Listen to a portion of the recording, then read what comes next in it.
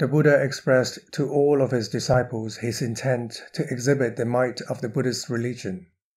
There were many disciples, Savaka, who expressed their desire to perform a miracle in the Buddha's place. Some would do this miracle, some would perform that miracle. One of the Buddhist nuns, Bhikkhuni, Upalavanateli, was one of them. They each thought of performing every type of miracle there was, so that the world would be amazed. There was one monk who performed unusual miracles, who went to inform the Buddha, Pante Bhagawa, Lord Buddha, I will perform a miracle in your place. So the Buddha asked, Moggallana, what kind of miracle will you perform? Venerable Moggallana explained, I will perform the following miracle. I will open up my left hand to hold all of the world's sentient beings, whether they are land animals or water animals or humans throughout the world, and I will place them in the palm of my left hand. They will fill the entirety of my palm. And when the entirety of all land animals, and the entirety of all the water animals, and all of the entirety of the humans born into the world, all of the animals and humans are in a single place, that is the palm of my left hand, I will take the palm of my right hand and flip over all of the earth's continents.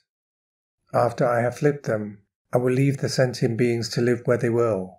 Wherever it is appropriate for humans to live, that is where they will live. Wherever it is appropriate for land animals to live, that is where they will live. Wherever it is appropriate for water animals to live, that is where they will live. I will leave all of the world's sentient beings to live as they used to. I will flip over the continents because the earth underneath is full of a sustenance called nutritive essence, oja, rasa. Whoever eats it will feel full for an entire day, and there is a lot of this delicious earth in the ground. Once everybody lives well and eats well, the complaints about suffering, dukkha, or the difficulty or hardship of procuring food or a place to live will cease being burdens. All of them will be dedicated to practicing the Dhamma without contending, I am suffering from trying to make a living. This will not be an issue. There will solely be determined practice of mental cultivation, Bhavana Patipatti, Lord Buddha. This was the idea Venerable Moggallana proposed. The Buddha said, Oh Moggallana, no, you cannot do that. The various animals and people that have been born into this world are inundated with suffering now, both physically and mentally. Even so, they are not sick of it. They strive to run towards suffering. They constantly create and intensify suffering.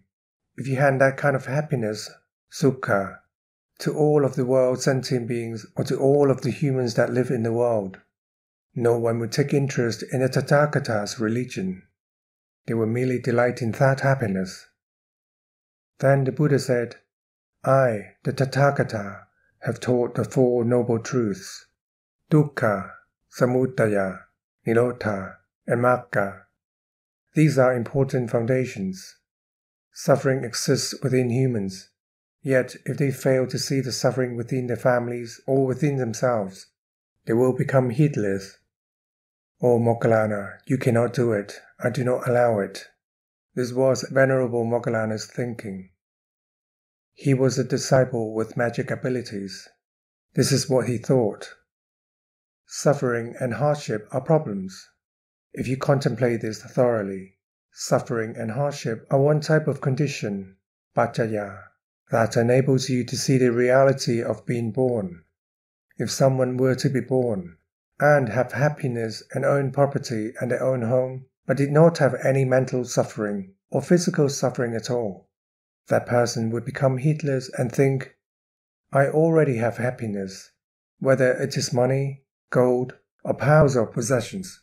I have enough to fill my home or this town. I do not have any troubles whatsoever. They would be heedless and neglect to practice mental cultivation, bhavana patipatti. They will believe that they are happy.